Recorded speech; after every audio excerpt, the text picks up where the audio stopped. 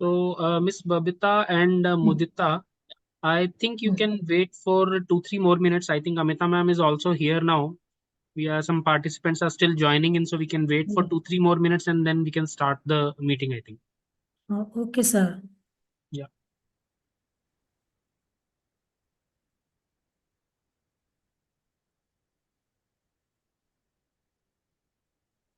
Ma'am, did you see now? Vijay ma'am? No, I see all of you, but I don't have any my vision. मेरो चाहिँ छैन म तपाईहरु सबैलाई देखिराखेको छु इट्स ओके हजुरको किन आएन अघि आएको थियो म्याम मैले चाहिँ So देखेको can you hear छैन me?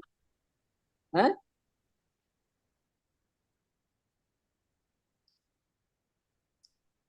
मेरो चाहिँ देखेको छैन थाहा छैन इट्स ओके के छैन म तपाईहरु सबैलाई देखेछु छु सर नमस्ते म्याम हजुरको भिडियो ओपन म्याम हजुरको भिडियो ओपन छैन कि एकचोटी चेक गर्नु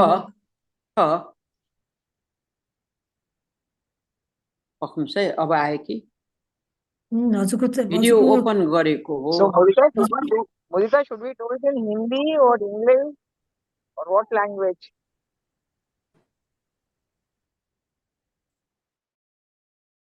Ma'am, I had discussed with them, so they are saying that since many people may not understand Hindi, we may preferably use English, then maybe a mixture of Hindi also in between. Use what? English? Yes, ma'am. Yes, ma'am. English. Okay, so they will be able to translate into Nepali. Okay. Babita, you can unmute yourself. We are not able to hear you. ए भगवान Amita ma'am नमस्ते कैसे हैं आप? ठीक हूँ ma'am आपको देख के अच्छा लग रहा है बहुत I've heard lot about you from Mudita ji. I'm just coming from the airport. Hopefully reach home in 5 minutes. Okay. But we can start with you please get started. Don't delay. Babita and Mudita both, I think we can Mudita start the ji? meeting. Lisa Okay. ma'am has also joined, and I think Vinita ma'am also may be joining shortly. Dr. Dharmagat is already there. Yeah. I think Vinita ma'am has joined, I think. Lisa is saying they are not able to unmute themselves. Lisa. Ma'am, let me just check. How many people are there?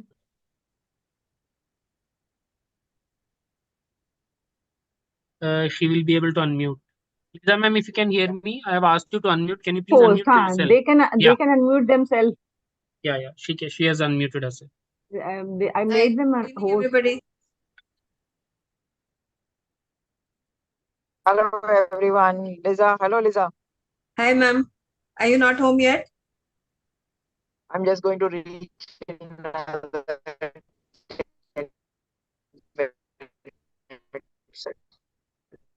They are hosts. We can start and we can give ma'am time to settle down. Anyway, yeah,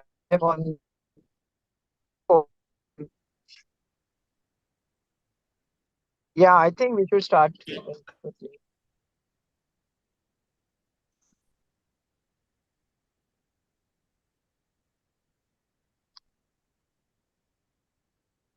Yes. So, Mudita ji? Yeah. Should we start now? Yes. I think start with you first. Okay. Very warm welcome, everyone. We are today with our first step, a baby step in the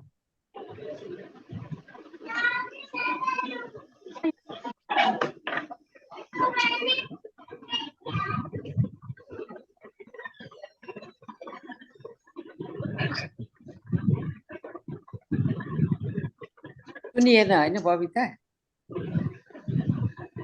Mudita madam को सुनिएन Let's see, starting, ma'am.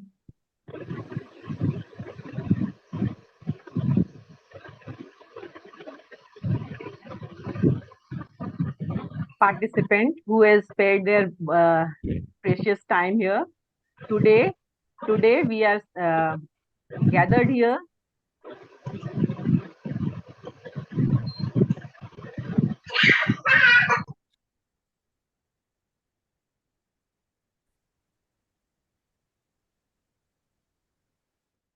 Mudita, you can continue. No, voice is coming out. Yeah, so that has been muted now. You can continue.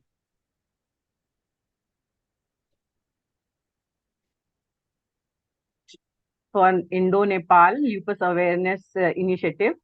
This is a combined initiative from the Lupus Nepal and Inspire Lupus.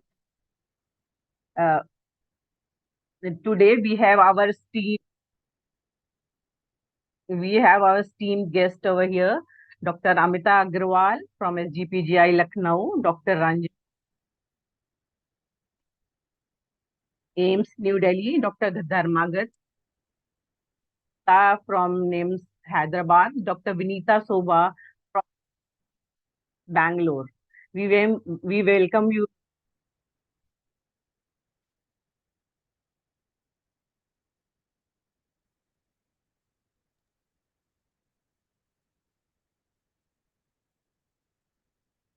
Now I would like to introduce Babita from Lupus Nepal. Over to Babita. You can continue now. Oh, thank you, Mudita ji.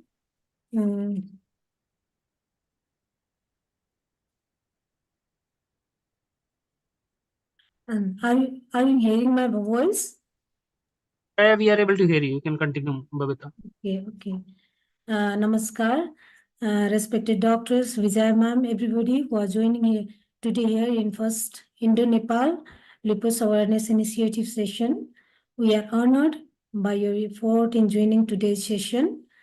My name is Babita Budathaki, founder president Lupus Nepal and Lupus Warrior 2. I am a nursing lecturer by profession. I was diagnosed with lupus in 2003. In 2004, I became a member of Lupus UK and got chance to know about lupus a lot. In 2005, I got chance to meet Advocacy ma'am through my father. At that time, she was a member of Lok Seva Ayog, Nepal. Since then, by 2005, by the inspiration, motivation, and support of Vijay ma'am, we started to raise awareness of lupus in Nepal. I visited many hospitals to collect lupus patients.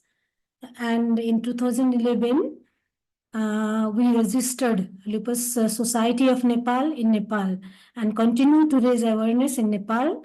And due to death of some members of LSN, we could not renew LSN. And again in 2020, we registered Lupus Nepal, which is non-profit organization established to spread awareness of lupus and provide support, awareness of lupus, and support to people affected by lupus. And the Lupus Nepal is the only patient-run organization who works voluntarily to educate, support, spread awareness to medical profession and public too. Now, I'd like to continue today's session without delay. First of all, I'd like to invite Ms. Advocacy ma'am, who is the former Secretary, Ministry of Health and Population, Nepal, and advisor of Lupus Nepal too, and my mentor too. Towards you, ma'am. Vijay ma'am. Ma'am, on mute. Namaste, everybody. Me, Vijaya Kesi. I am a nurse by profession. I'm very happy to see this Indo Nepal Lupus Awareness Program. It was our dream, actually, to say, to make you all surprised. Being a nurse, when I was in Public Service Commission Nepal, a member, then I met Babita's father. Being a nurse, he came to me and asking about many questions about his daughter, Babita. You know that this lupus patients are not being married. So that's why her father was very worried, and he asked me. And to be very frank, I was surprised. What is this lupus? I didn't know anything about lupus, being a nurse working about 50 years, So I also started thinking of it and met Babita the next day. I called her. Then we started talking about lupus. Then we again started, researching about what is lupus, how it comes, things like that. Me, Babita, and Dr. Buddhi.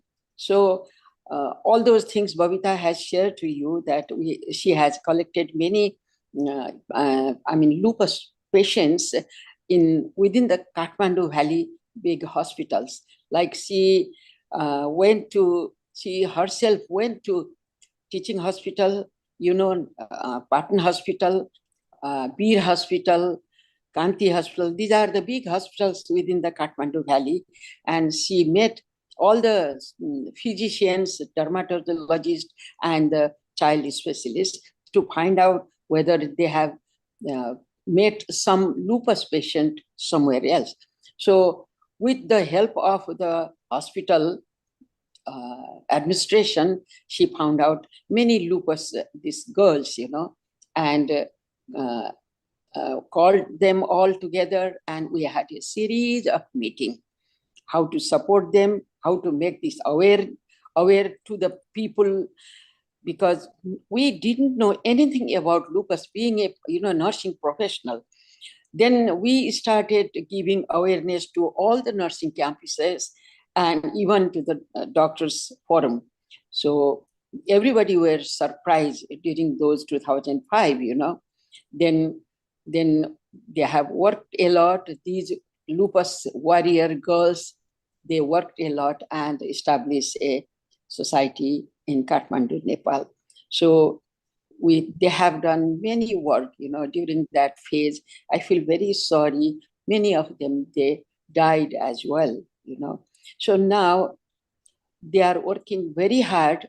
Today's executive of lupus warriors, Nisa, Babita, and other girls, they are working together to make this aware to the family of the lupus warrior and give support to the lupus patients.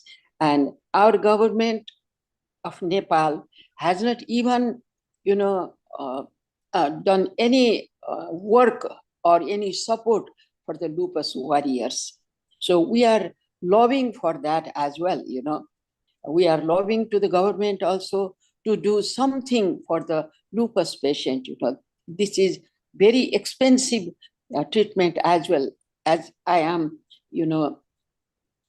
oriented about Nisha and Babita. So we are lobbying to the government as well. So today's session, I think, will be much more highlight on those issues. And we are hoping to you doctors from India and Nepal to support this group and make it some change to how to support these girls, So we feel very sorry. We have visited many girls. I particularly myself visited many girls who were admitted in the hospital. Therefore, today I request all of you to be very, open how to support these girls and how to, aware policy makers as well. Without their support, our organization only cannot do it. So I thank you very much and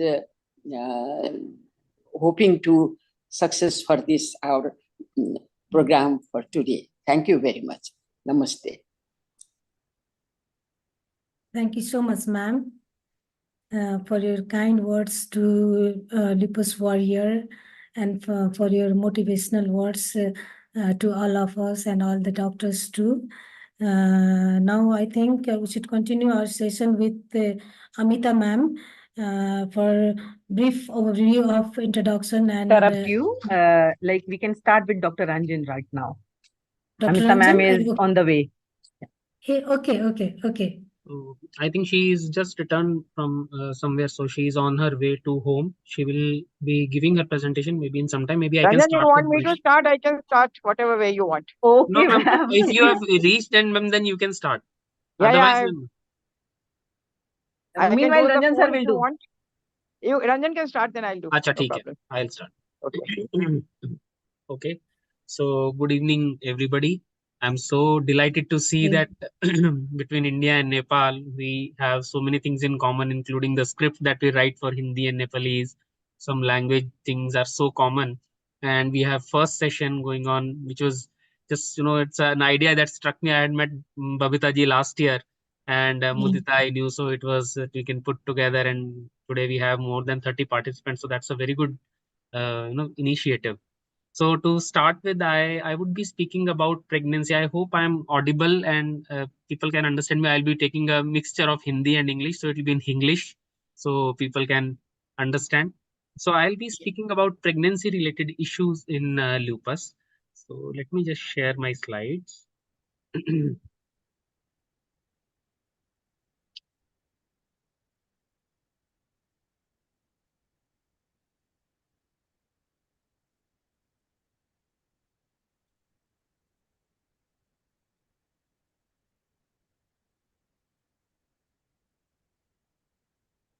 Yeah. So I hope my slides are visible. The very first slide. Yes, sir, visible. Okay, fine.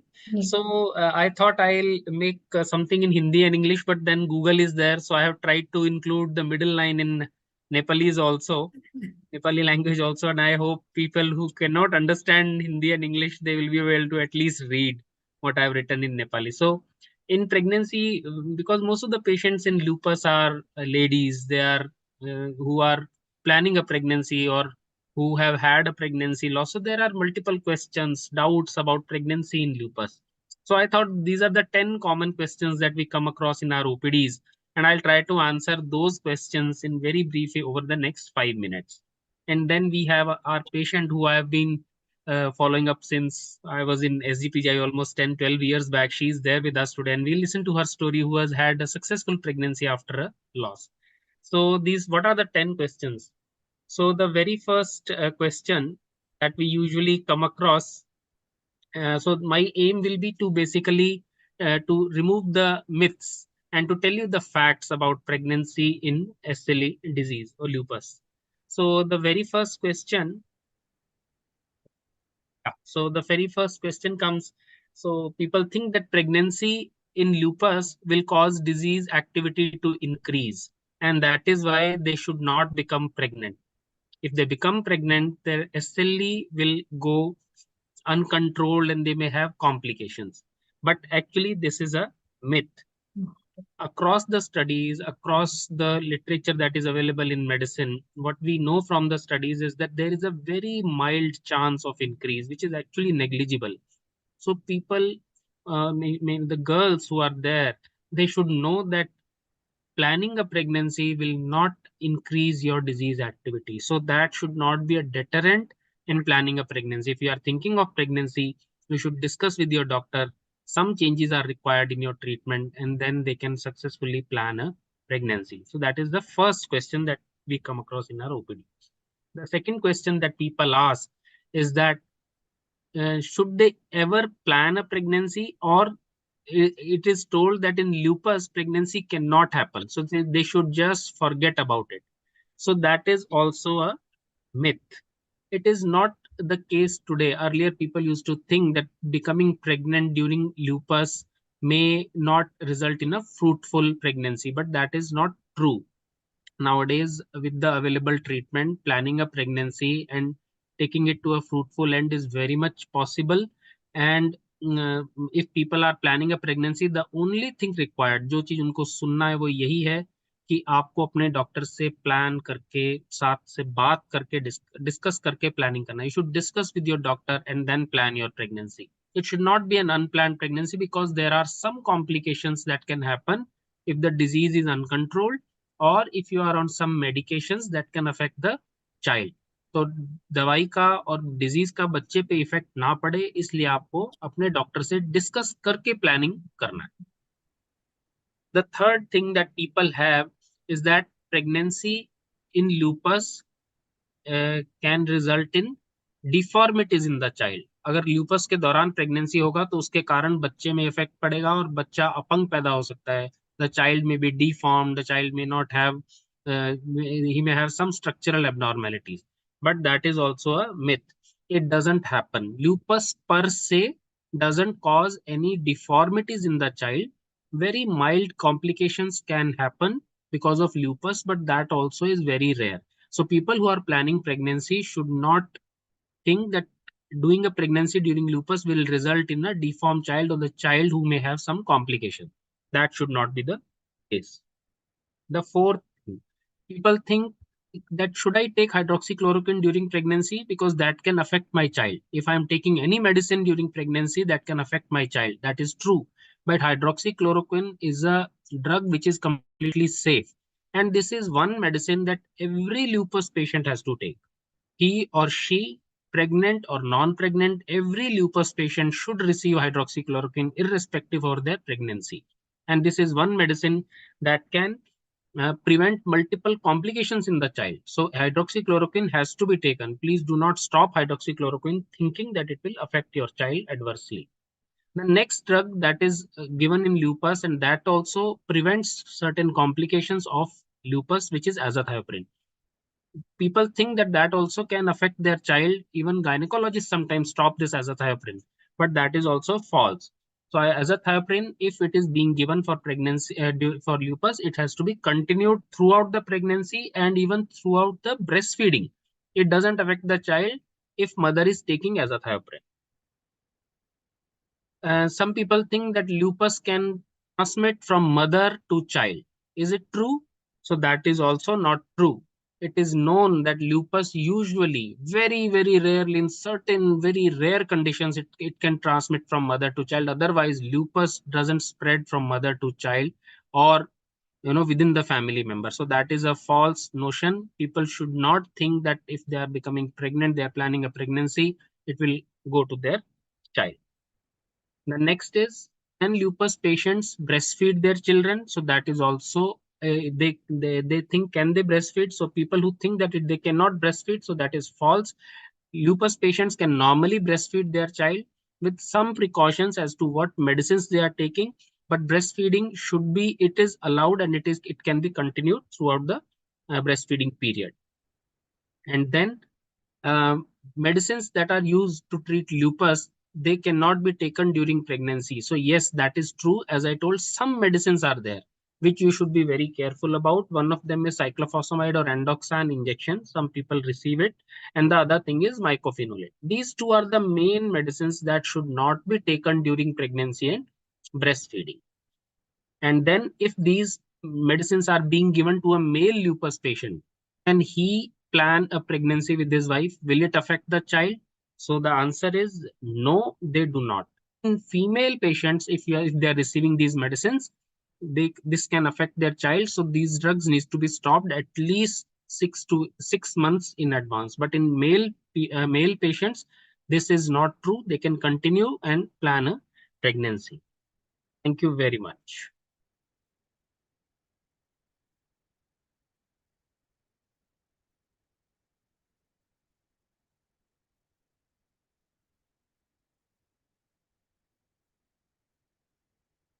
Yes, Babita ji. Lisa ma'am, are you there?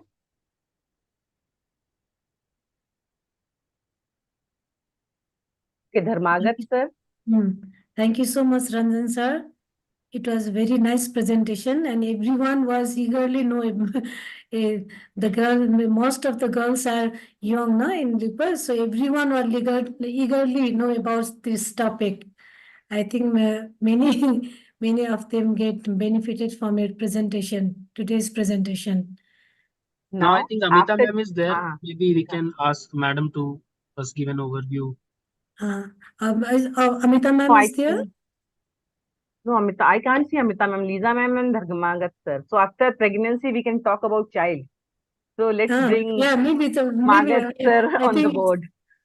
Dharmagat sir. We very welcome you, sir. Everyone. Please. But I can see Amita ma'am Oh, probably. okay. Yeah, because Maybe she will be reaching and settling down. No, Meanwhile, she you is can there. start. She no, is there. I I'm think we can seeing ask madam Amita ma'am. to give her talk first. Ma'am, Yeah. can you please unmute yourself? I cannot hear, ma'am. Yes, Yeah. ma'am. Lisa Now ma'am. you can unmute, ma'am. Ma'am, probably, ma'am, Yes. yeah.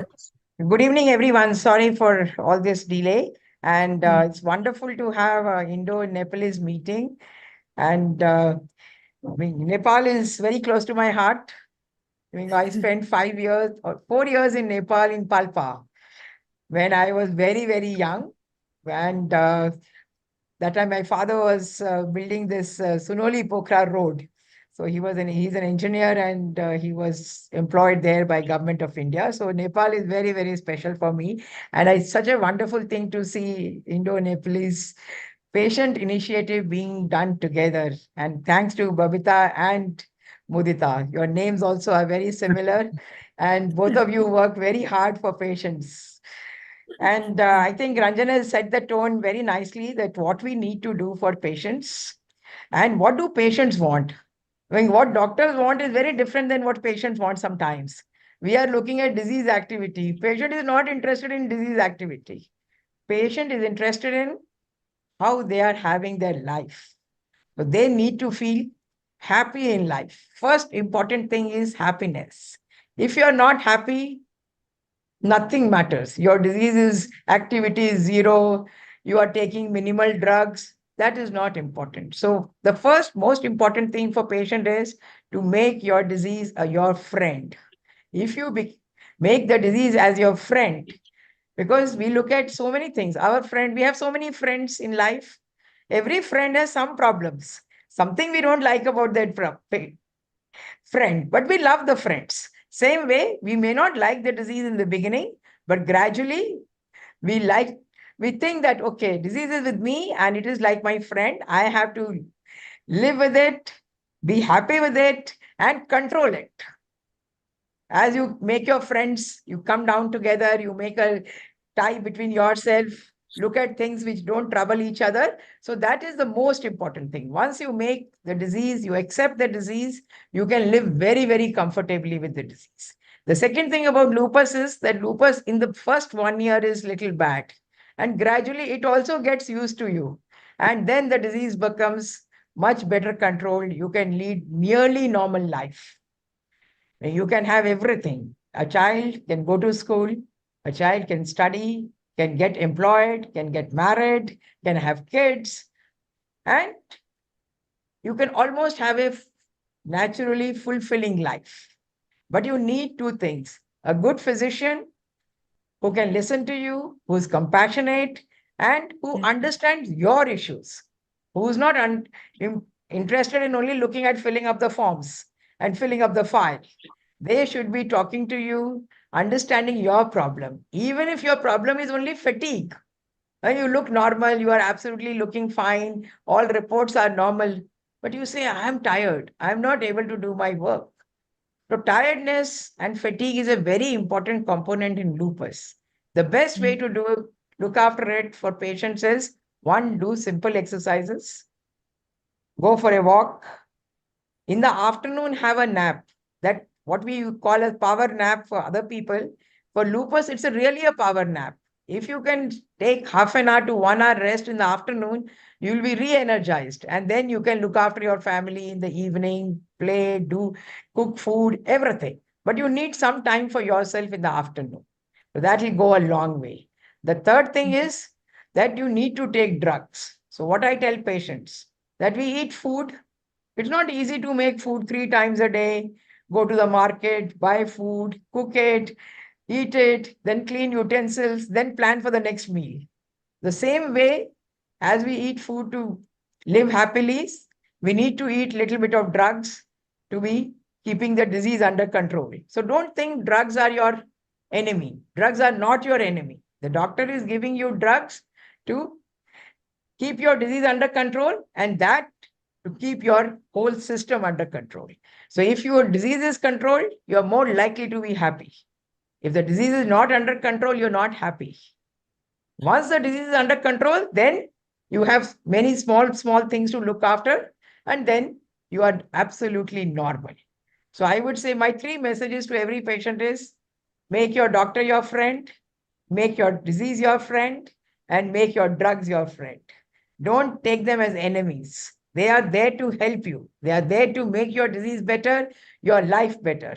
And gradually, if we don't think drugs as anything foreign, you just keep it on your bedside. Take most of the drugs you can take in the morning, empty stomach. And some of the drugs you can take at bedtime. So most patients with lupus don't need to take any drug during the daytime. Most of them, once their disease is under control. It's only in the beginning that we need to take drugs very often. The other thing which I want to tell lupus patients is that don't tell about your disease to many people. Just talk about your disease to your doctor, to other lupus patients, and to your family. Nobody else is going to help you. They will tell you 10 different remedies. They will say you go to this doctor, you try this homeopathic medicine, this Ayurvedic medicine, some Tibetan medicine, and you are highly confused. And that confusion takes many years to resolve. So have faith in your physician, with your family, and you will be able to sail through your illness much faster and much better. And you will be able to do most of your work, what you want to do in life. And also think that all of us in our life have few days bad in a year. So you might also have few days which are not great. But don't, just because of those 10, 15 days in a year, don't spoil your other 300 days. Be happy, enjoy life, do everything what you want to do. Go to a movie, go to theater, have a holiday, do everything, like, within the limits. And if few days are bad, okay, take it in your stride. The government gives us 30 days holidays. For what? So if I have 10, 15 days bad, I can take those holidays and look after my illness. So I tell every patient, try to be as normal as possible. Don't let the disease bog you down. Rather, you bog down the disease. Get the disease under control yourself with your willpower, and you will be absolutely fine and healthy. So that's my message to all patients.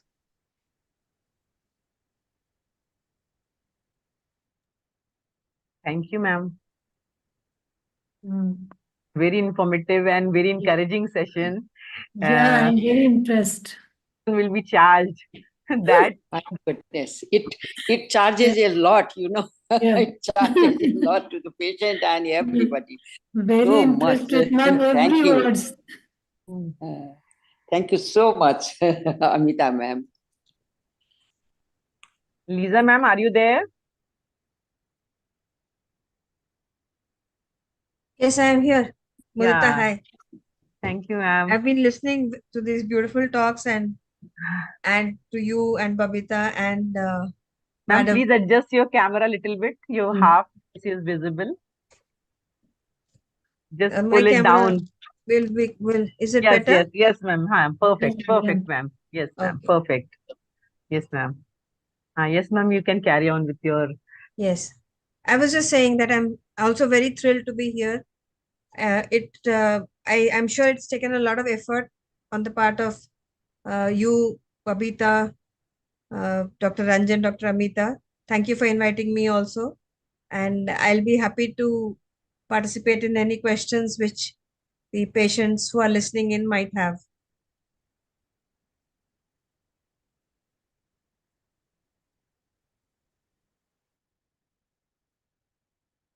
Anybody has questions, they can raise your hand.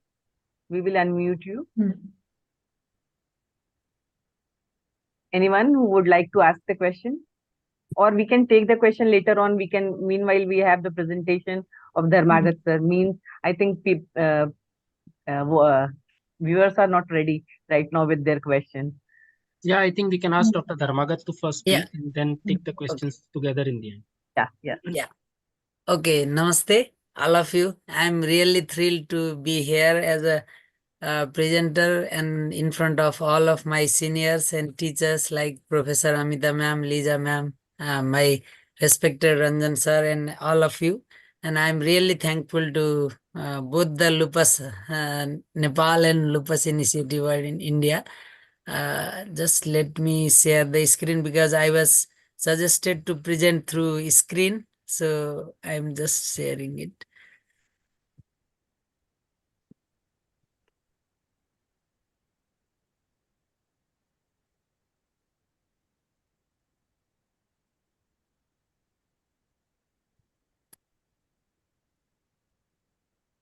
Okay.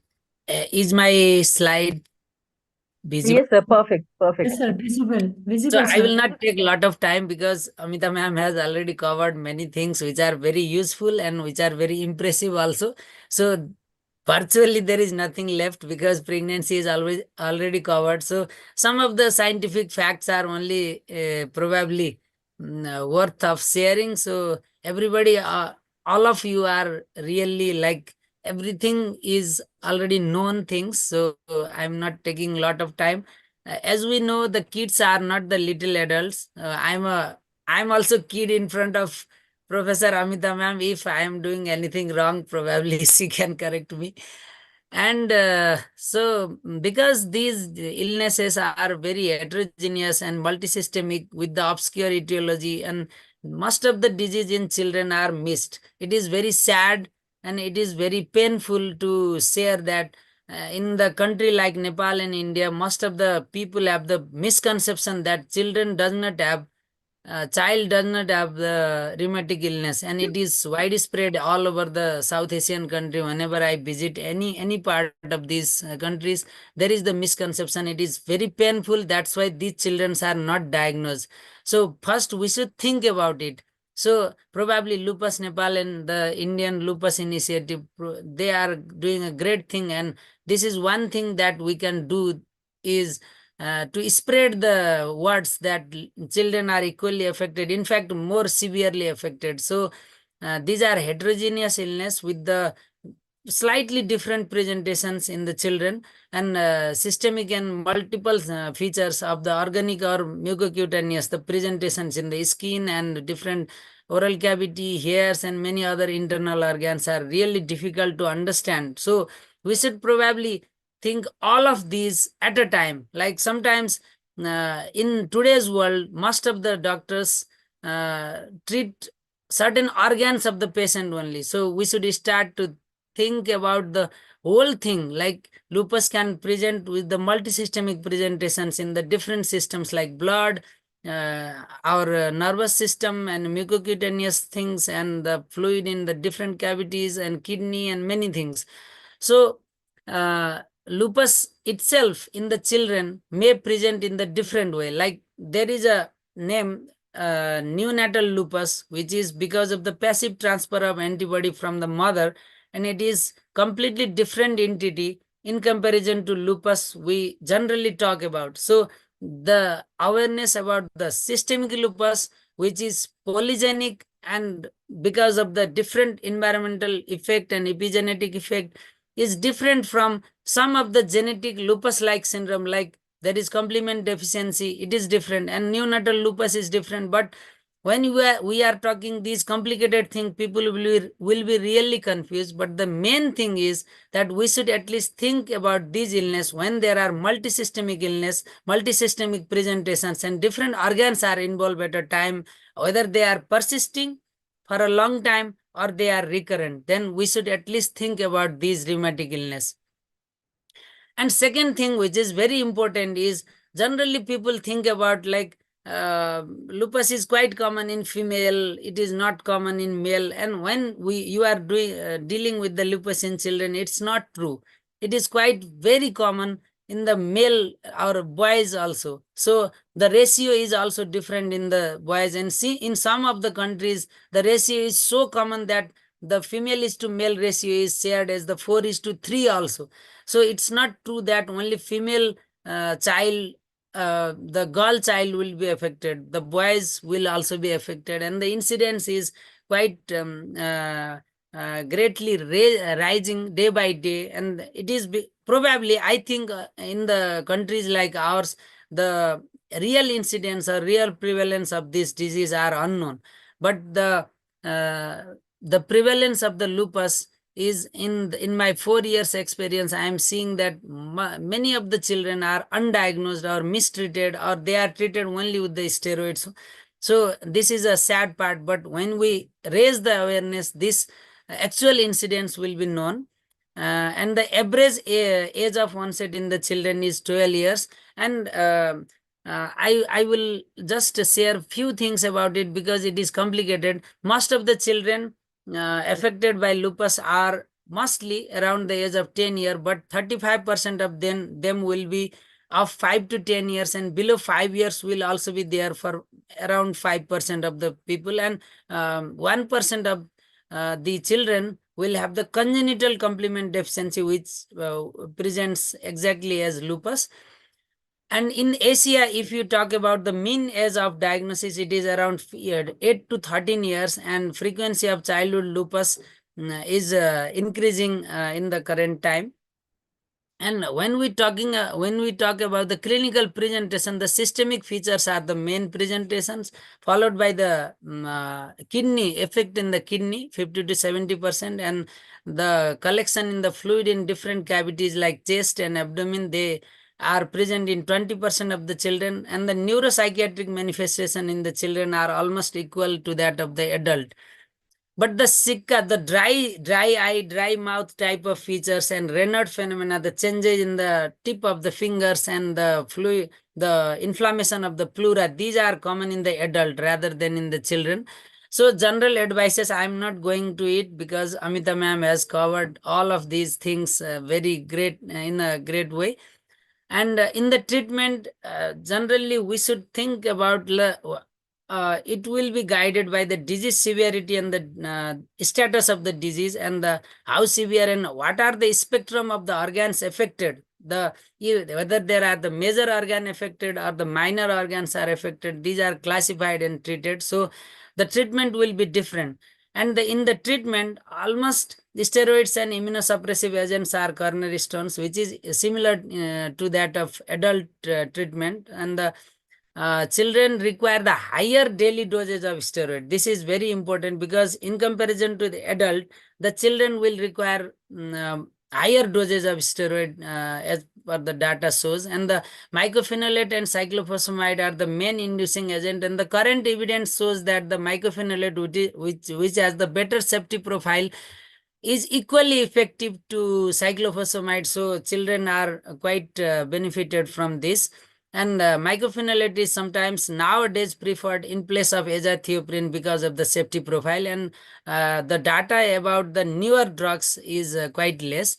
And long-term outcome is gradually improving day by day by introducing the different kinds of immunosuppressive agents and different kinds of newer therapies and the targeted therapies. And the delayed mortality in the lupus are mostly because of the severe lupus flare and the severe renal disease. And the immediate cause of the death is mostly complicated by infections.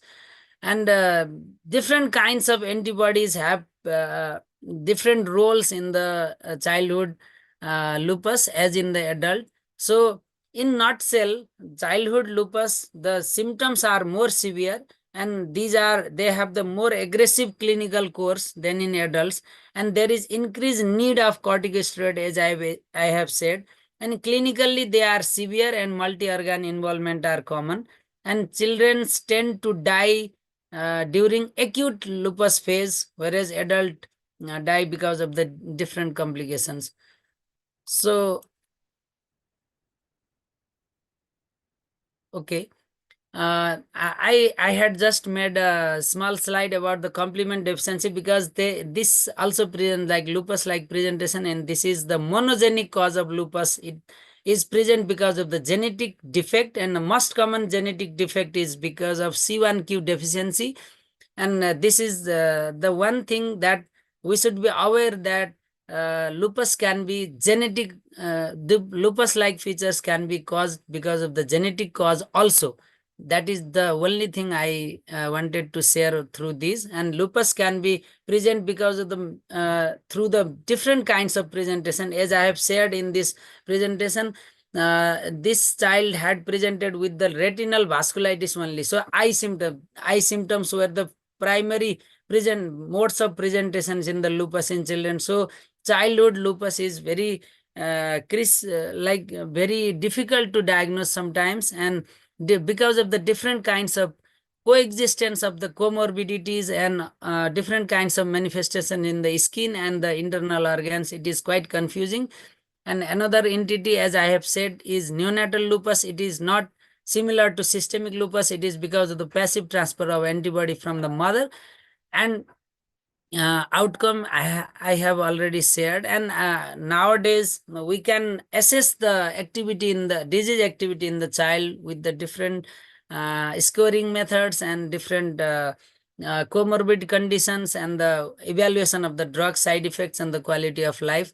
And these things are also already more or less discussed, but we should be aware about the constitutional features in the children, like whether there is the presence of cytopenia or not, and whether there are multisystemic involvement or not, whether the child is presenting, if the child is presenting below 5 years, there is the concept that this cannot be lupus in our environments. But it is not true. If the feature is similar to that of lupus, then, and the age is less than 5 year or 3 year, in that case also we should not rule out the possibility of lupus, because it can be monogenic lupus.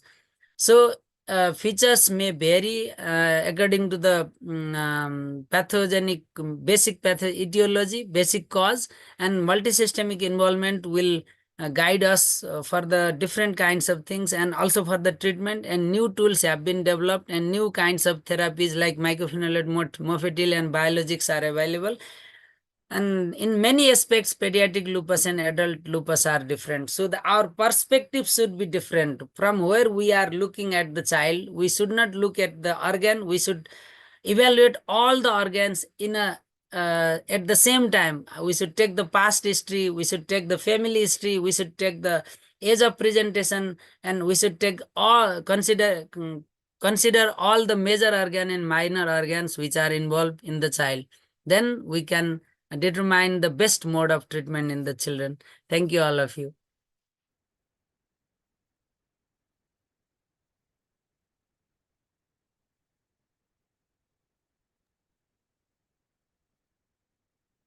Thank you. Thank you so much, Dharmagar sir. I think all of us get benefited from your presentation of childhood in lupus in childhood children. And there is some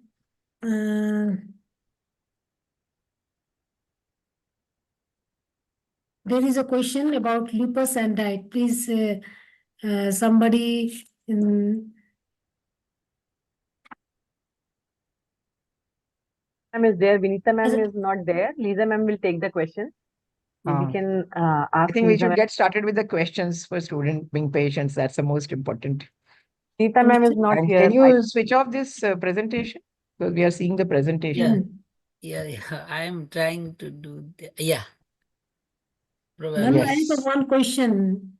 Can I? So Lisa, can you take this question? First question is, does lupus increase with age? Means the number of patients getting lupus, or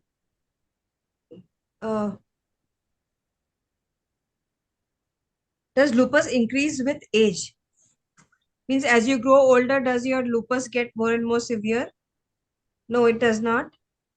Actually, as ma'am said, it is most in the first few years of life, and then it kind of settles down because you get used to the rhythm of the medicines as well as the visits with the doctors. And then for most patients, it becomes stable, predictable, but it can surprise still after years also. But saying that as you grow older, it gets worse, That's not true. That's completely not true at all. Ma'am, your camera is off. Okay. Lisa's camera is off? No, I am Yeah, on. now it is Yeah. on, ma'am. Now it is Okay. So we have second question.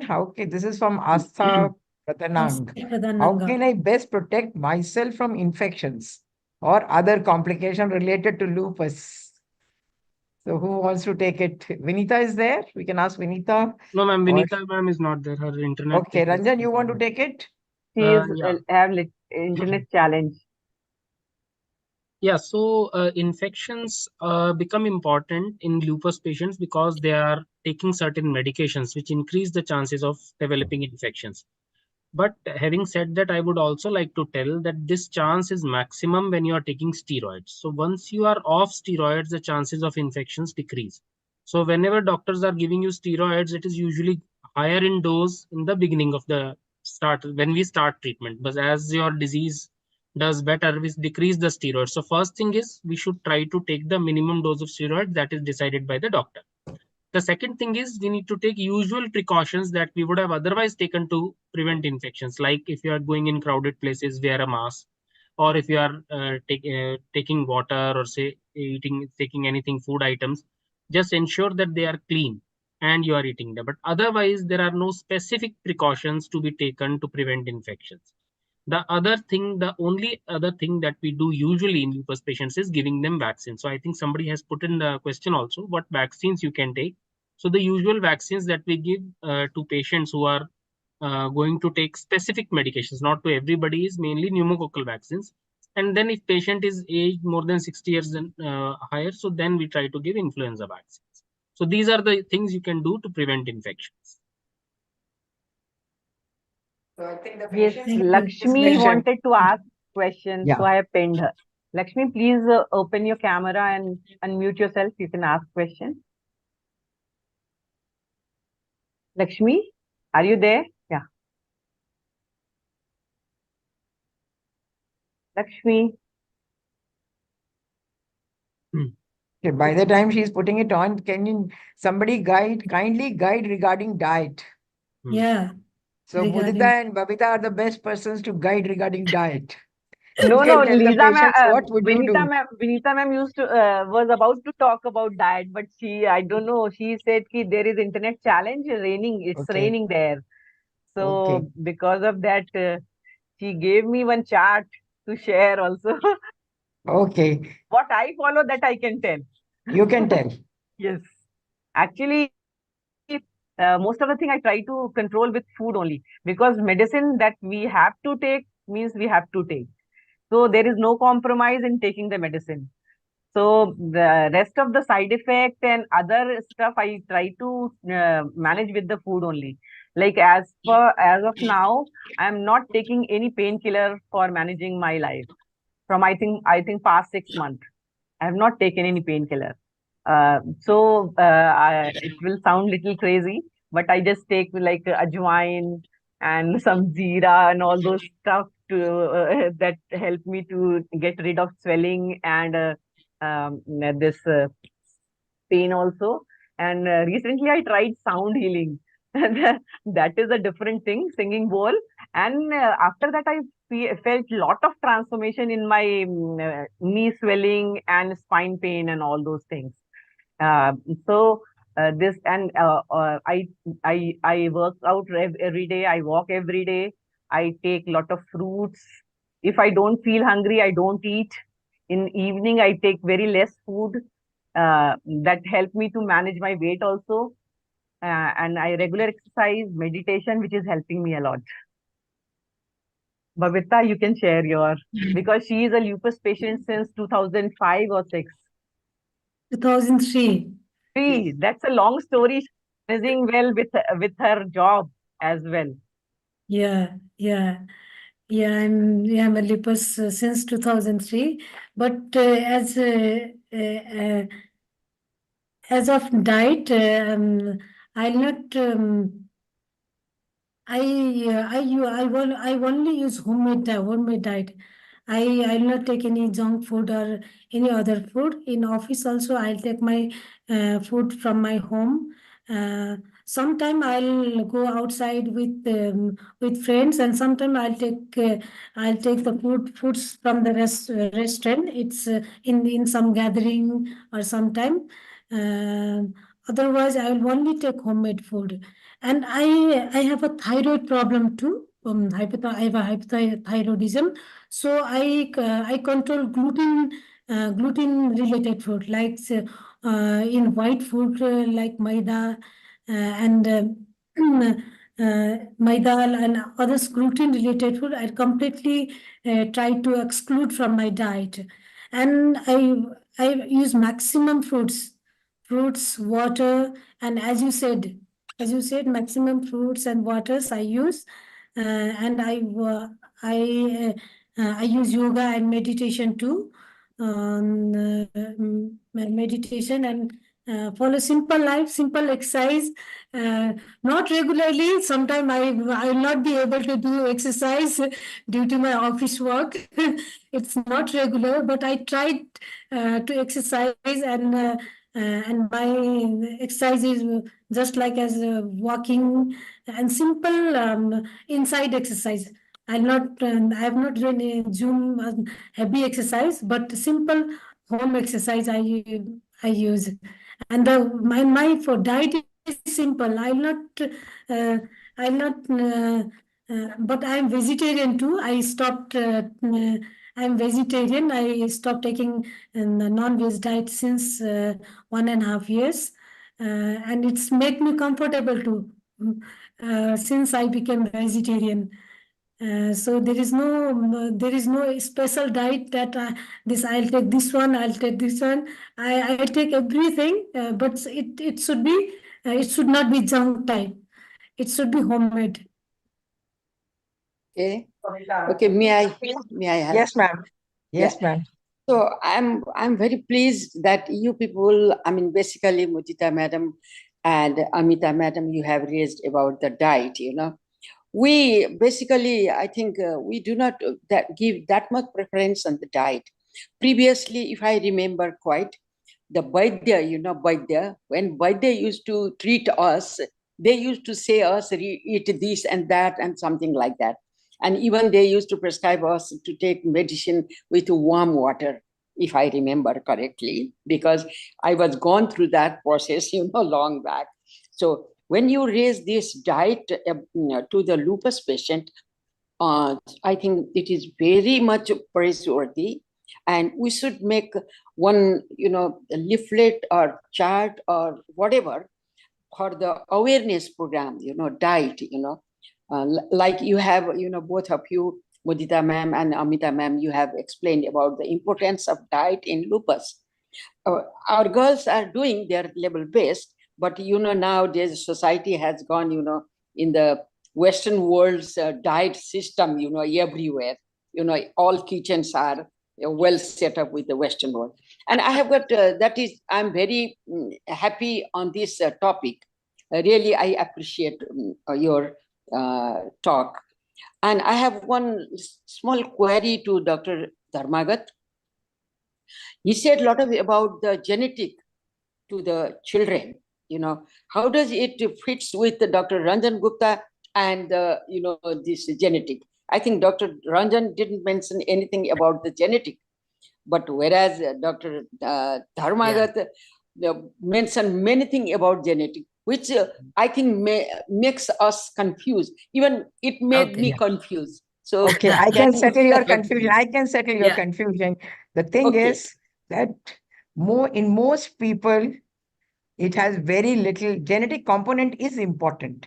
But if I see 100 patients with lupus, I might have one family or two families which have another family member with lupus. It is not like other genetic diseases where you have 25% or 50% people are in the family will have lupus. So we tell all people that if my risk of having lupus is 1 in 10,000, the chance that your child will have lupus may be 2 in 10,000. So don't worry too much. Only in few children, there is a major genetic defect which he talked of. That those are very few kids. where there is a major genetic defect and they can have lupus. But those are very rare. We don't have to bother too much. It is only for clinical people, doctors, not for patients. We don't need to worry. Have your babies, be happy, do what you want to do in life. Don't get bogged down by these rare things. Okay, Good. so Thank we you. will move to the next Thank you. question, which is very important because in Lakshmi, today's world, people are having pregnancies very late, and especially lupus patients because they have to get disease early in their life, 20, 25. So by the time they are fit to undergo pregnancy, it is little later and they are not able to conceive. So there is a question, is lupus patient fit for IVF treatment? So Lisa, do you want to take that question? Is lupus patient fit for IVF treatment? Ma'am, actually, Lisa ma'am had to leave. No, Okay. Ranjan, Achha, so she's there. I Okay. can, I'm still here. Yes, Uh, Lisa is there. Yeah, I'll take this question and I need to leave after this. IVF, yes, it's just like deciding about when to time your pregnancy. So we have been telling everybody, and we've heard here also that when the disease is quiet, that's the time we really want the patient to conceive. And so also is with IVF, when your disease has been quiet for a very long time, and when most of your antibodies are kind of low titer, that is probably the safest time to go for IVF. Uh, the methods which are going to be used involve the use of hormones. Then it's important that the disease is quiet before you start therapy, because sometimes when you take high dose of estrogens, then the disease may flare, and the flare can be very bad. So it's a very measured decision which has to be taken in consultation with all the stakeholders, which include the primary rheumatologist, the obstetrician who's going to be following you up, as well as your family. You should have access to good care and medical support during this time. There is very interesting question. Whether lupus patient want to take drugs lifelong? No lupus patient wants to take drugs lifelong. But generally, patients have to take some drug. Like when you have major disease, like you have kidney disease, you will need to take lot many drugs in the first 3 to 5 years, maximum in the first 6 months to 1 year. Then they will come down, but you will still need maintenance therapy for 3 to 5 years. And then you may be only on hydroxychloroquine. But hydroxychloroquine is one drug which you should take lifelong, even if your disease is under control, unless you have any side effects, because it's a very safe drug. But you still need to monitor. No drug is without monitoring. But still, it is very safe, very good. It has very many good effects. It decreases your fatigue. It decreases your joint pain. It decreases your malaise.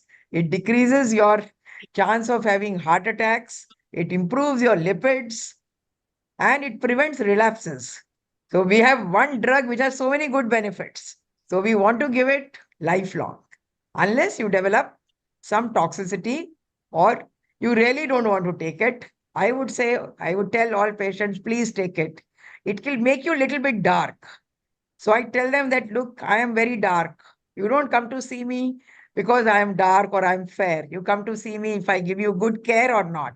Same way, even if you become little dark, don't worry. The drug is making you better, making you so good and preventing your disease from come back. So this is a little bit of price we are paying to have better quality of life. So don't get scared of hydroxychloroquine. And obviously, nobody wants to take drugs. And I think in your lifetime, you will get therapies where the drugs could also be stopped. So don't always hope for the best. When things have improved in the last 40 years since I have been in this field, and I think next 50 years will be even better. And you will have probably drug-free time periods for yourself. So how much time does it take to control? So Ranjan, you want to take this? How much time does it take to control the disease? Okay. So control the disease, it basically depends on your symptoms. So once you have a major organ involvement, it may take up to say 6 months to 1 year. Initially, if you have a major organ involvement, treatment is given, the drugs are higher. You may have to visit doctor frequently. That happens between 3 to 6 months, and by 6 months usually we are able to control the disease, and by 12 years in most of the patients. And if you have a minor organ disease, like you don't have internal organ, kidneys are not involved, heart is not involved, brain is not involved, so those patients get controlled very fast. Maybe in initial 2-3 months itself your disease gets controlled, and then your visits, number of visits, number of medications come down. So it will all depend on what organs you are having involved at the beginning of the disease. Okay, so we can ask Dr. Dharmaga to take this. Does lupus patient height does not grow? Because my height has stopped for 3 years. This is question from Christina Shrestha. Yeah, generally with the children with lupus has many ups and downs in their life and many infections. They pass through the difficult phase.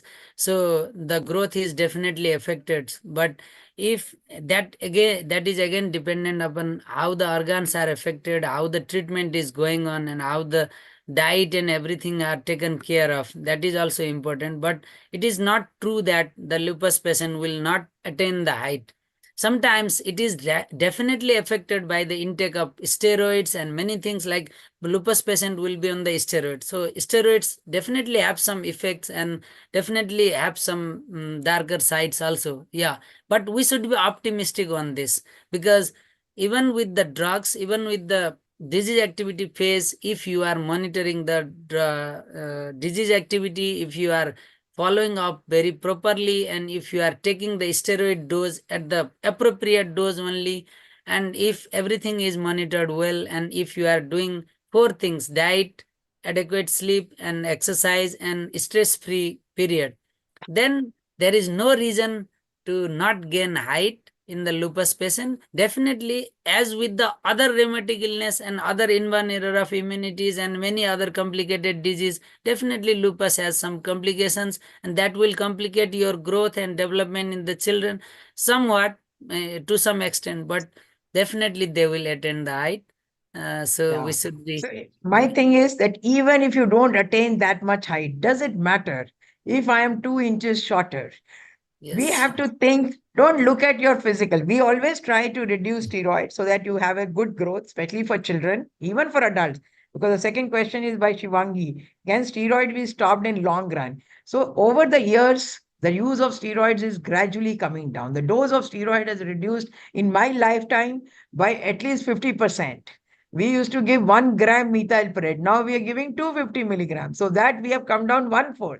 We used to start with 60 to 80 milligram prednisolone. Now we start with 30 to 40 milligram prednisolone.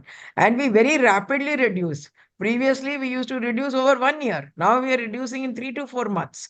And our average dose for many years used to be 7.5. Now that has come down to 5, 2.5. And we try to get it by 1 year. We are trying to make, at least we are making an effort to come down to 0.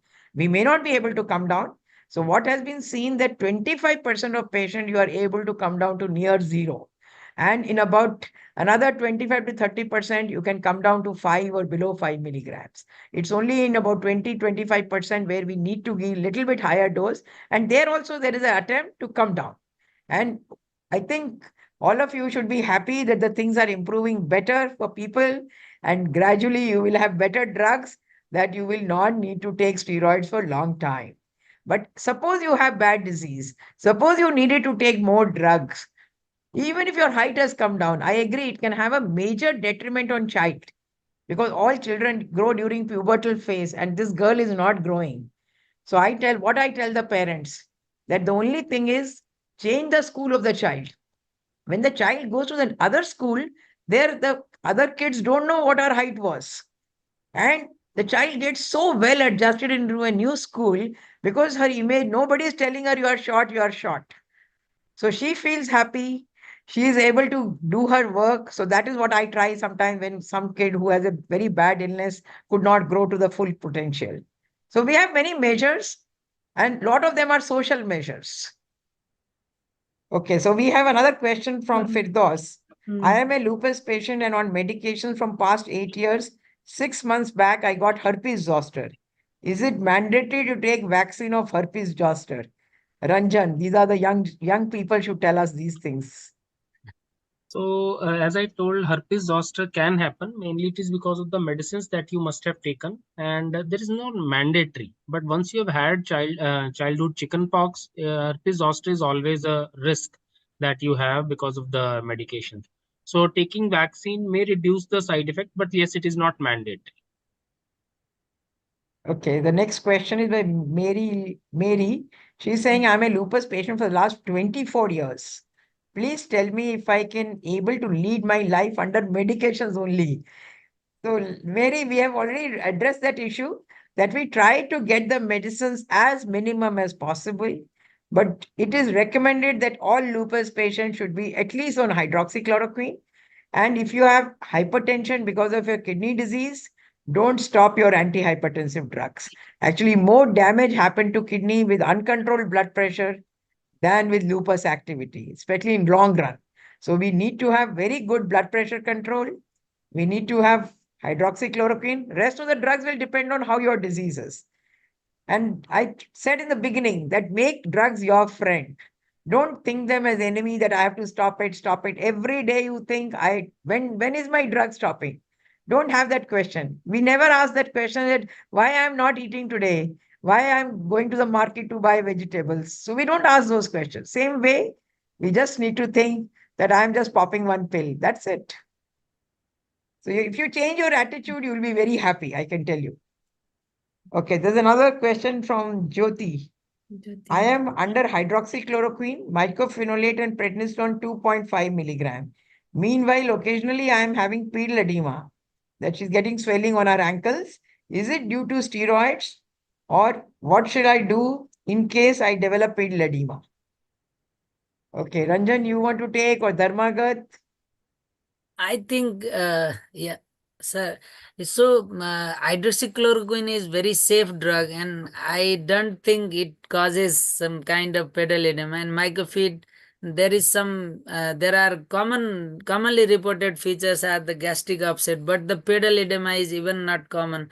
Prednisolone definitely causes some Cushing-Goid features, but not pedal edema. But if you are developing pedal edema, then you should think about some other complications of lupus, maybe, because there are many things which can complicate in the lupus. So you should Go and check see your about. doctor. Yeah, That's the you should best. check your BP and many other things, and you like some of the persons will be taking some other drugs also, because to reduce the blood pressure and many other Yeah. things. You should at least visit the doctor if you have Absolutely. that kind of pedal edema. Okay, so next question is again about vaccination. Should lupus patient be taking HPV vaccination to reduce carcinoma cervix? Because it's a very common malignancy in India and Nepal. So Ranjan, what's your take on HPV vaccination? Yeah, so HPV vaccination has been shown to be effective and both safe in lupus patients. So there is no problem if one wants to take, but then we need to remember that once ladies have started having they've had menarche, they started having their menstrual cycles, then the efficacy of vaccine is not it is not as good. Because they usually have this exposure. So once the exposure has not happened, the child is very young, say less than 15, 13, 12 years of age, it is that time when they should be exposed to this vaccine. Taking it later in the age, it will not it will not be as useful as it would have been if you had taken it earlier. But it is safe. If one wants to take it, it is safe. Yeah, you can take it. The efficacy may be a little less, but you can, if you want to take it, you can take it. So this is the most common problem which we face. Is lupus patient always having weakness? So this is not weakness, this is fatigue. You feel tired. You must check few things that you don't have low hemoglobin that can cause fatigue. Because most of the lupus patients are told to not go out in sun. They may be vitamin D deficient, which can give you weakness. Third, you may be depressed. You just feel weakness because you are just depressed. So these are three most important things which are treatable. So talk to the doctor. If there is any of these factors are there, you get treated. Otherwise, as I told you, take a power nap in the afternoon.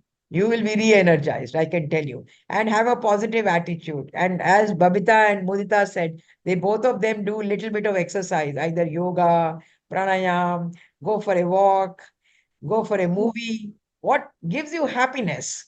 And that actually relieves your weakness if you don't have any physical reason for your weakness. Okay, then we have a question from Preeti. I am a patient of lupus since 18 years. Someone suggested me to go with alternative medicine along with allopathy or yoga, but other pathies don't suit me and I get tired very easily, so not able to do any exercise. Anybody wants to take that? Or we have answered that question. Basically, that you need to rule out that you don't have anemia. If your hemoglobin is low, you will not be able to do exercise. If you are depressed, you will not be able to do exercise. If you suppose your heart, you have some heart issues, you may not be heart or lung issues. So always first talk to the doctor. Once they rule out that there is no major cause for this weakness, and then you should gradually do exercise. When you don't need to become a athlete, you just go at your own pace. Every hour you can walk 10 steps, 20 steps. And that way, if you count, in 10 hours, you have walked 1,000 steps. So that how gradually you keep increasing. Don't tire yourself and gradually do it. You will be able to do it, I can tell you. Then this is question from Mary. Nearly past 12 years, I am not taking hydroxychloroquine. Now, past year, under injection rituximab, how long it should be taken? So these are questions which your doctor will be able to answer. How long to take rituximab? Because every patient is different. So I don't think there is one answer which fits all. You need to talk to your physician. It all depends on what type of disease you have. But we would suggest definitely if you don't have any toxicity, take hydroxychloroquine. Then there is after urine infection, diarrhea, and fever. I am feeling very weak. How can I overcome this weakness? This is from Sita. So, Dharmangat, you want to take this question? Maybe you are the question itself answers the Yes. about weakness. Yeah, because you have diarrhea, this causes maybe you have some dehydration and you should be adequately hydrated at that time, and fever and feeling weak. So it is very common because infections are the most common acutely complicating features in the case of lupus. So you should not feel anything wrong about it, but you should adequately hydrate yourself, and you should take some antibiotics, and you should search for the cause of infection, because probably fever is there because of the basic illness or because of the complication. So you should search for the cause, and after that probably this weakness will go. So I think Okay. yeah. Then there's a question, does lupus children patient have their periods, menstruation? Yes. Yeah, ma'am, I found this question very interesting because Yeah. some of the adolescent girls which I am following, they have some delay in the menstruation. They are really worried because, again, like ma'am said, they compare with the period with their colleagues in the school. So if there is the huge problem because of this thing, again I suggest the same thing. Like sometimes if it is possible, I mean, if it is not in the 10th class or 12th class, then they can change the school also, because it is quite depressing things in this age group. So menstruation may be delayed because of the different reasons, different phases of illness, but definitely they have menstruation. This is Yeah. from my experience also. Yeah. Lupus does not cause that you will not have periods. Most 99% of children would have periods. So one question is, if we are infected with eyes problem like uveitis, can we take hydroxychloroquine medicine? You need to talk to your doctor that because hydroxychloroquine does not have any impact on uveitis. So even if you have uveitis, you can take hydroxychloroquine. But your doctor has to say that the last lining of the eye, the back of the eye, which actually senses the light, if that is defective like retina, then we don't give hydroxychloroquine. But that is the ophthalmologist has to tell you that you have some reason because of which you should not take hydroxychloroquine. But uveitis is not a contraindication for not taking. Then there is question by somebody, why I am developing ecchymosis very often. So Ranjan, you want to take that? Yeah, so ecchymosis can be a part of disease, but those patients have some specific problems, like they will have low platelet count, or they will have some problem in the mechanism in which the blood usually normally clots. So suppose you have an injury, the blood forms a clot and the bleeding stops. This is a normal mechanism. But suppose because of lupus, you have some problem in this normal mechanism, then you may develop spontaneous ecchymosis or say hematomas. So if you are developing frequent ecchymosis, just ensure that your platelet counts are normal and you don't have problem with this mechanism, which can be checked by your treating doctor. Other thing is patients who take high doses of steroids for longer time, they may develop this kind of ecchymosis, which are normal as long as you are taking steroids. Once you stop your steroid or you decrease the dose, these things will disappear. So do we have whether for lupus patient anemia is a common thing? Yes, anemia is pretty common in lupus. It is multifactorial. It can be that you're not eating balanced diet. You are avoiding certain foods. That is why you get anemic. You may have iron deficiency anemia, which is very common in both India and Nepal in women. Second, because B12 deficiency is very common because a lot of people are pure vegetarians, so B12 deficiency can occur. Then these patients can also have anemia because of the drugs we are taking. Some of the drugs can reduce your blood production. Third, because of lupus itself, that blood cells can get destroyed in your body, what we call as hemolytic anemia. That can be easily treated. The fourth, if by chance the person has severe kidney disease and it progresses to kidney failure, then that can also cause anemia. And last is because patients may have low platelets, then they may have heavy bleeding, heavy periods that can cause anemia itself. So first you need to look at these causes, that if there is any cause, these are all treatable causes. We can treat them. And like if this Mary is writing her serum iron is only 14, that obviously shows that she probably has iron deficiency anemia, and it is so easy to correct. You just have to take iron. If you don't like oral iron, you can take IV iron. And one full dose of IV iron can be given over 4 hours, and you will be replete and your hemoglobin will go up. Okay, this is Shanta Paudal. I am happy to see you responding with a huge smile on your face. I hope the patients have the same smile. That is most important. Then we have question from Sveksha Thapa. I was diagnosed with lupus in 2022. Since then, I am having pain in my wrist joint. Even after lifting some weight, I can't carry even a kg of weight. So who wants to take that? Ranjan? So in lupus, there can be a few causes because of which you can have this kind of persistent pain. So first thing is the disease itself. So suppose in your disease, you have joint involvement, like it can happen with any other organ. You can have liver, kidney, heart, anything. So it's probably in your case, the joints are involved. And that is why whatever treatment you have taken, probably that has not been enough for your joint. So first thing is you should consult your doctor, have your treatment modified according to the involvement of your joint. The second thing that can happen is a complication in lupus, that is basically a bone can get destroyed, a particular bone in the wrist because of steroids or because of the disease. We call it avascular necrosis. So if that has happened, that also can give rise to pain in one wrist joint persistently. Other joints will be very good, but one wrist joint, if it is paining consistently, you must get it checked through your doctor. You will just need a simple MRI and that can be checked. And there are a few other smaller complications which I think your doctor can definitely find out, but I think you should consult him, and maybe required you can do an MRI and decide about it. So as we can see that you were diagnosed only in 2022.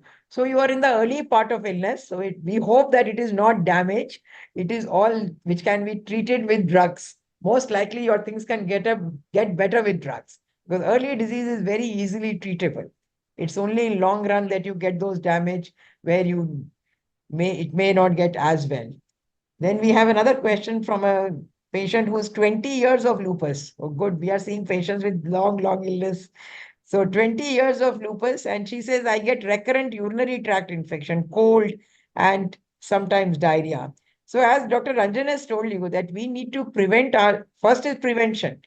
That especially for urinary tract infection, women are very prone to get urinary tract infection because we have a very small urinary tract.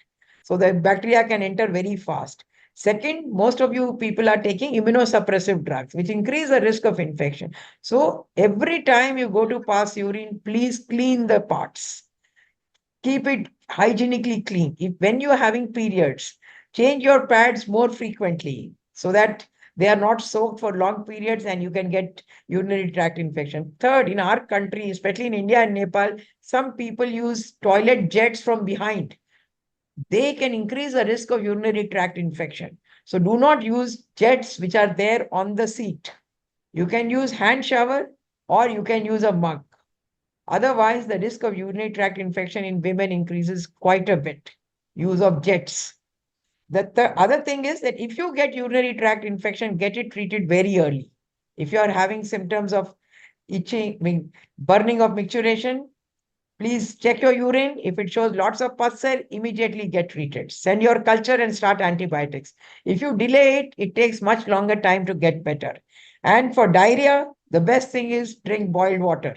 Don't eat golgappas. Don't eat water from outside. So water is a major source of infection of diarrheas in our countries because we all drink water, but if you can take your boiled water with you when you go out, it will really reduce your incidence of diarrhea and it doesn't cost anything at all.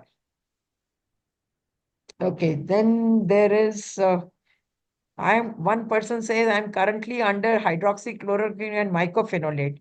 Which medicine needs to be switched because she wants to get pregnant? So, who wants to take that? Ranjan or Dharmagat? Maybe Ranjan sir had presented Ranjan. this thing in his presentation and he has already answered. Yeah, SCQ, mycophenolate should be stopped. yes, SCQ should We be. can convert it to azathioprine. So generally we convert to azathioprine, we wait for 3 months so that we see that there is no relapse of disease and then you can plan your pregnancy. Okay, we have one more question. I am having frequent problems in my teeth, gums, eyes. After every month I have to visit. So what do you think, Ranjan, she's having? Teeth, gums, eyes. After every month, She I has have to to go go to the the doctor every month. So do you Yeah. have dry eyes and dry mouth? Okay. About 15% of lupus patients can have dry eyes and dry mouth. They will have a feeling like sand is there in their eye. They may get redness, they may feel gritty, and when they wake up in the morning, the eye may have got stuck. And in the mouth, they may find very difficult to speak for a long time. It seems that the tongue is rolling in. When they eat dry biscuit, they need to drink water. So if you are having those kinds of problems, these are the patients who actually have a lot of teeth problem because they don't have less saliva. They have less saliva, so the teeth don't get cleaned. So their teeth get caries. They may have painful teeth. So those are the people. So if you have that problem, please consult your doctor and tell them that I may have dry eyes or dry mouth. So kindly look at it if it hasn't been diagnosed as yet. Then we have question from Shivangi. I was diagnosed with lupus when I was a child in 1996. And I have lupus for 20 years. And I have a 2.5-year-old daughter. This is Dharmaga, this is for you. She is healthy. Do I need to be extra cautious for her? What will you advise her? She's my very Definitely, old ma'am had patient. answered this question. So you should not be worried about your daughter because this lupus is different from the lupus, the monogenic lupus I described. You should not be worried about daughter. Lupus can happen to anyone, but it is not like directly transferred from mother to daughter and in the offspring, it's not like that. So you should not be worried about your daughter. Lupus can happen because of the multiple causes, polygenic, multifactorial, environmental causes. So we cannot predict who will be suffering from lupus in the future, but you should not be worried by the fact Absolutely. that you Enjoy have. life. Yes. Okay, then we have question from Komal. I have skin pigmentation, like what I said, which has been progressive over the years. It is visible on the arms, legs, neck, face, abdomen. What are the factors that could rule out that it is hydroxychloroquine induced? It is hydroxychloroquine induced. You don't have to rule it out. I told you that this is the price we pay for taking hydroxychloroquine and keeping our disease under control. To reduce the pigmentation, only thing is take hydroxychloroquine at bedtime and Avoid sun, which is good both for hydroxychloroquine-induced pigmentation as well as for lupus. So use sunscreen. Sunscreen is very expensive, so I don't prescribe. I prescribe very little of sunscreen. I ask every patient to buy an umbrella, a thick black umbrella, which is lasts lifelong, and it covers even your arms. The sunscreen covers only the face. So buy an umbrella, wear full sleeve shirt, cotton ones, and high neck. Your skin will be much better protected. And it is very cheap method, which you can do it for yourself. Sunscreen use only where you can't do these things, because it costs 400 rupees for one tube. And if you have to apply every 4 hours, if you are out, it is very expensive. And in country like ours, we cannot afford it. So use very simple measures. They are more helpful. And don't be worried. It is hydroxy. Biopsy will never tell you that it is something else, but at least show to the dermatologist, because as she's saying that somebody pointed out that it could be lichen planus, that pigmentosa. So obviously you can have another disease. I can have another disease. So always show to the doctor. And if the doctor says this is some different disease, get treated. But if it is a diffuse pigmentation, it is more likely to be because of hydroxychloroquine. Okay, Shivangi, health.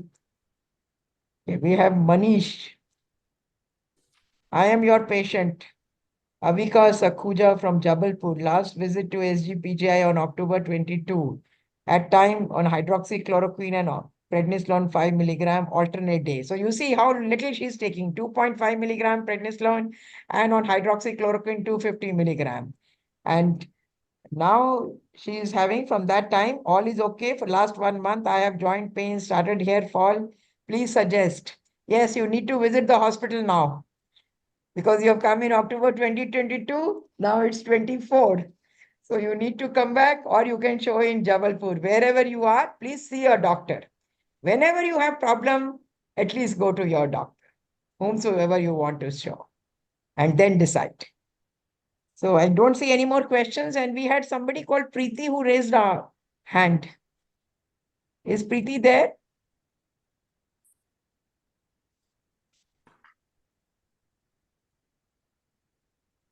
Now I can't see her. Maybe she has written her question.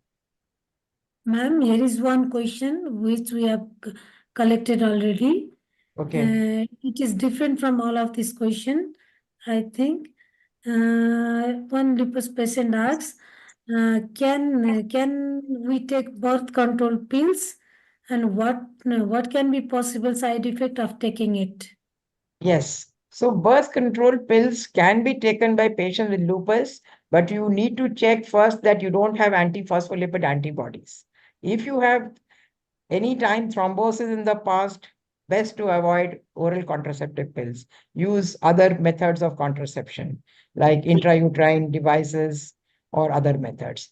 If you don't have antiphospholipid antibodies and you don't have thrombosis ever in the past, you can take oral contraceptive pills. So what we tell them that they can take low estrogen pills. So there are many different kinds of oral contraceptive pills are available. So they can go and tell their doctor that I have lupus. Can you prescribe me low estrogen based oral contraceptive pill? Otherwise, they can also take the regular pill, those Mala D and others which are available. There is no harm. So the only problem is people with thrombosis and with antiphospholipid antibody. Yes, Anupama, you had raised an arm. Sorry, Anupama is there. Anupama Yeah. Swami. Anupama, you can unmute yourself. It's coming, but is she Yes, there? I wanted to ask whether elderly patients like me, I'm 66, can Yeah. I try rituximab? Yes, yes and no. It depends on what is the indication of giving rituximab. If you Indication is think, actually to reduce, help me taper the steroid dosage. but I'm your taking disease is absolutely under 7.5. control. Disease is under control. C3 is all right. ANA, DNA are probably negative. So how much prednisolone are you on? 7.5 milligrams. And I am also on HCQS. And I was on tacrolimus, which I couldn't tolerate, so I have stopped because of diarrhea. But you're So not I taking enough. started Azeron again, but Yeah. slow dose. And methotrexate injectable. All this I'm taking. So I'm No, the thing is that rituximab can be taken. Like you see, the maximum sale of rituximab is in patients with lymphomas. They are generally elderly. So only problem is the older you are, there is more chance of getting hypogammaglobulinemia. Yeah, I know. That is the My only IgG1 is at the borderline, a little above borderline. Yeah, that's what I'm saying. So there is because they will give you every 6 months. One dose is not going Can to I take a help you. smaller dose? Can I take a smaller dose compared to others?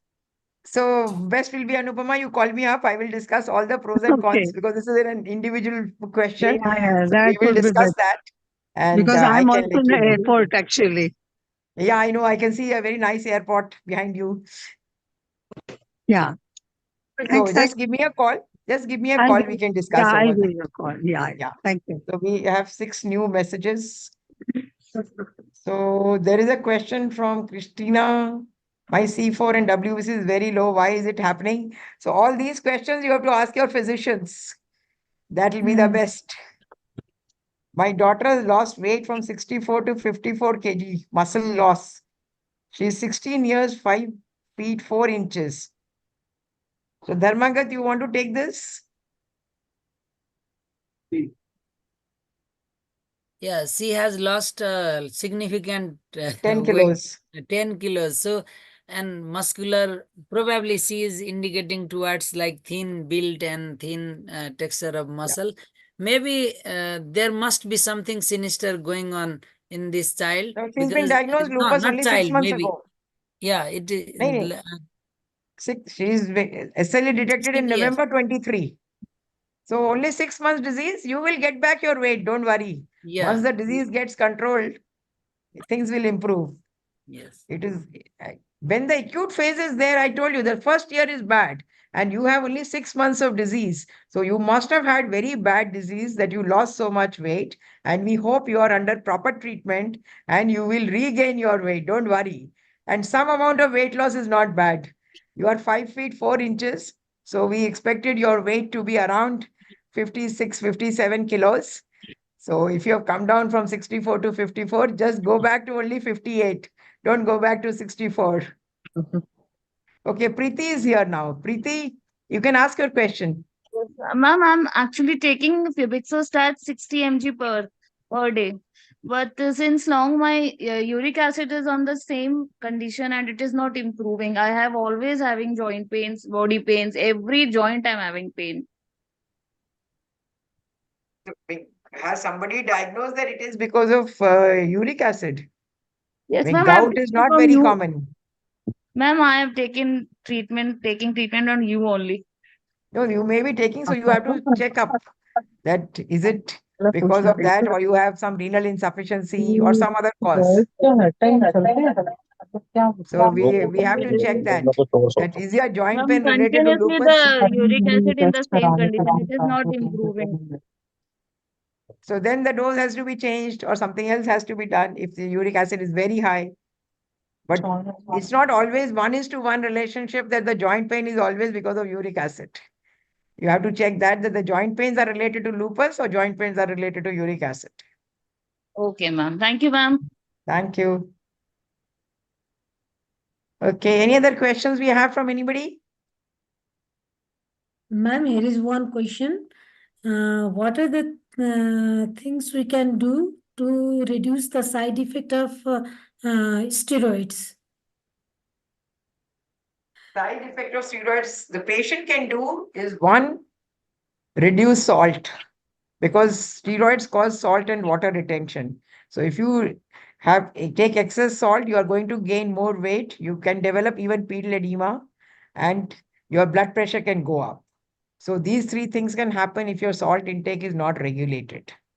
The second, sometime in children, especially in children, but also in adults, steroids increase the appetite very much.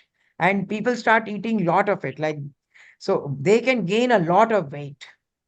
5 kilos, 10 kilos, 15 kilos. Like sometimes the child will wake up in the night and ask the mother that I want food, I want food. The mother gets fed up that this child is asking every hour food the child is asking. But steroids can increase your appetite. So you have to control your appetite. Best way is take only salads, take only fruits because you are feeling hungry. You need to fill your tummy, but don't have the calories. So that way you will avoid weight gain. The third thing is that with corticosteroids, you need to do some exercise because it can also have some effect on the muscles. So you need to keep your muscles toned up. So that you need to do. Fourth, it has side effects on the bone. So we need to take adequate calcium, adequate vitamin D, do simple activities so that we are mobile, our bones are getting the stress, so they will build up. If we keep lying in bed, the bones become very osteoporotic. So these are few things which the patient can do. Rest, the doctor has to do. They have to use minimum dose. They have to try to use other drugs so that we can reduce the steroid dose to the minimum. So those things we do. Thank you so much, ma'am. Another thing with steroids Yeah. is, which I want to tell everybody, that when you are started on high dose steroid, even if your doctor forgets, when you go home after the illness, check your blood pressure. Sometimes the blood pressure can get raised. Check your blood sugar, especially if you have a family history of diabetes, because steroid-induced diabetes can happen. If you are having headache, go to the ophthalmologist and get your pressure checked up in the eye. It can induce acute glaucoma. So these are the things which morely happen in adults, but these are often missed by physicians also. They don't tell the patient goes home, never checks the blood pressure, comes back with hypertensive emergency. Or the blood pressure, the sugars shoot up and the child comes back with infection. Or there is severe headache, eye pain, and nobody knows why it is happening because they haven't not checked the tension. So these are few things which the patients can do themselves.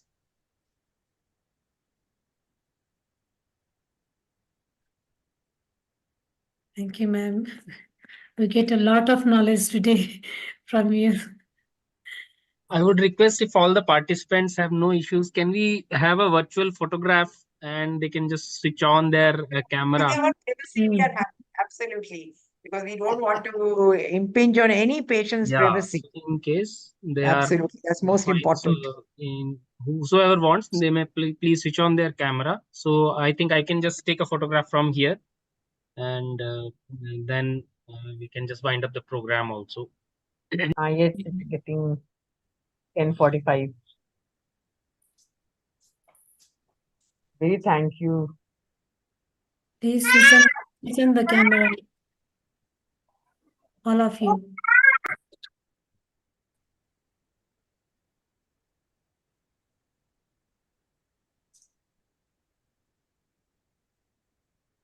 Give me a minute. That's it. I'll just finish it off. Now, I would say that people who don't want, you can have your identities. I always feel patient's privacy is most important, very, very important. They may not like to be on the screen. If arm gets, But okay, generally, somebody most of come up. That's great. some of them. So Gurleen is asking, if arm gets stuck very frequently at an angle, is it normal? How to be solved naturally? Arm, then you must be having dislocation, recurrent dislocation. Please see an orthopedic surgeon if arm is getting stuck very frequently. Or is it at the elbow? We can't make out from your question. If it is at the shoulder, then it is shoulder dislocation. Elbow, then you really need to do exercise and also show to the orthopedic surgeon because you may have hypermobility. There may be something else because in virtual calls, we can't see and tell everything. So if there's something unusual, please see the doctor. So thank you, everyone. I have taken the photograph, and maybe Mudita and Babita can say the final words. And we have had a really crowd which has stuck. We can say that 38 people had joined until the end. We have almost 34, 35 people still there.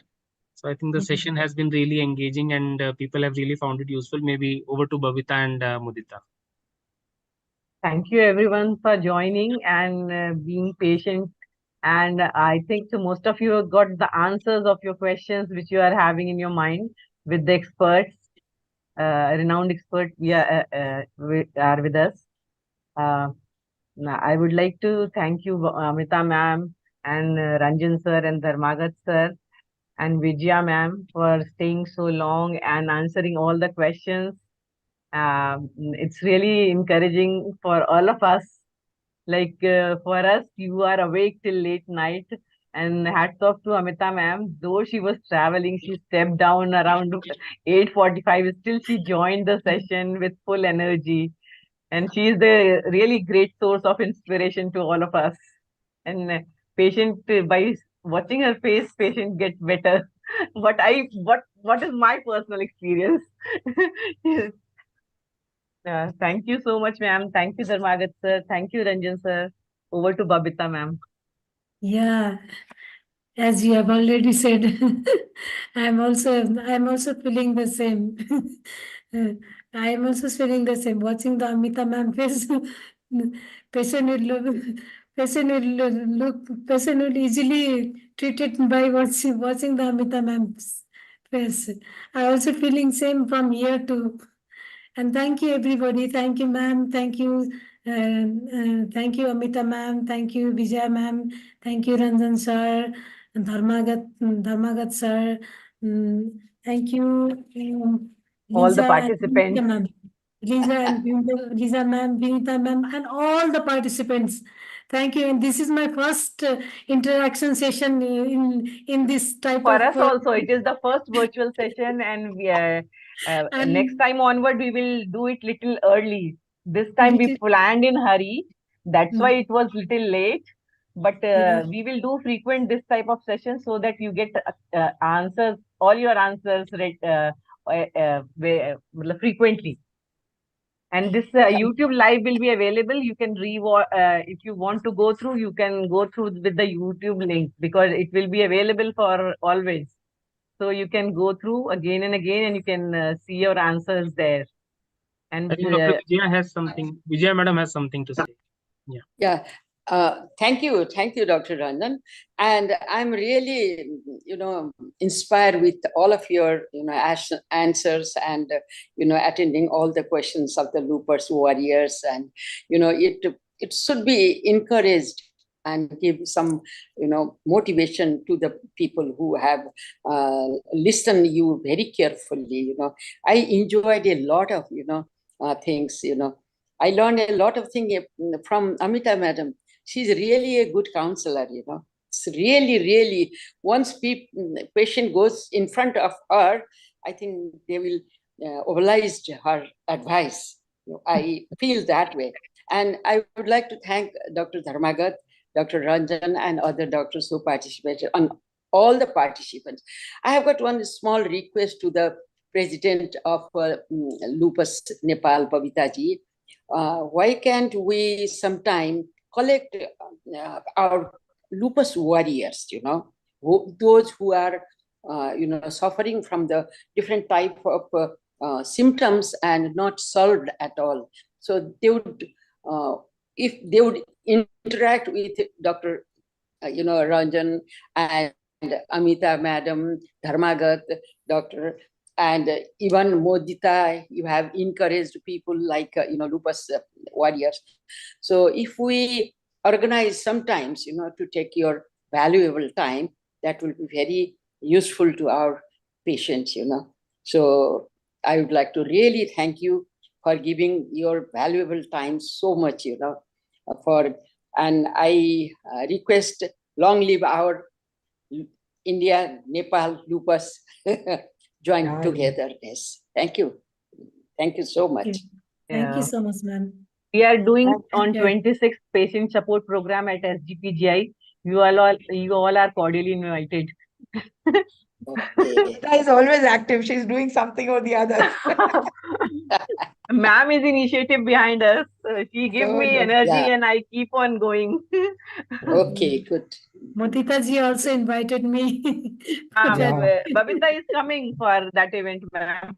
Good. I don't know if I'll get leave from the office. Yes. Okay, then thank you everybody for joining, and we enjoyed. And we always enjoy interacting with patients. So anytime, ma'am, you want, we will be there. Anytime. We will try to do monthly this kind of session, I think, ma'am. Amita ma'am, by the way, I'm also from Palpa, Palpa. Okay, wow. I'm coming to Palpa after I retire. I'm coming for the second trip. Okay. Thank you so much. Okay, ma'am. Thank you. Thank you. Thank you, everyone. Thank you, Dr. Dharmagat. Thank you. Thank you, all of you. And now we can end the meeting. Okay. Shall I end the meeting, sir?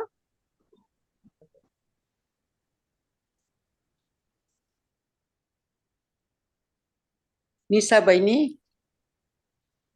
Babita निशा त बोल्दै Unmute. बोल्नु भएन निशा त बोल्दै बोल्नु निशाजी भएन unmute गर्नु न unmute mute sir mute निशाजी निशा बोल्दै बोल्नु भएन निशा बोल्नु पर्ने ठिक छ एकदम राम्रो भयो बधाई छ तपाईहरु सबैलाई है मेरो तर्फबाट यस्तो मेहनत गर्नुभयो बबिता निशा तपाईहरु सबै मिलेर यस्तो मेहनत गर्नुभयो really I appreciate your this thank you very difficult work कति गाह्रो भयो होला काम गर्न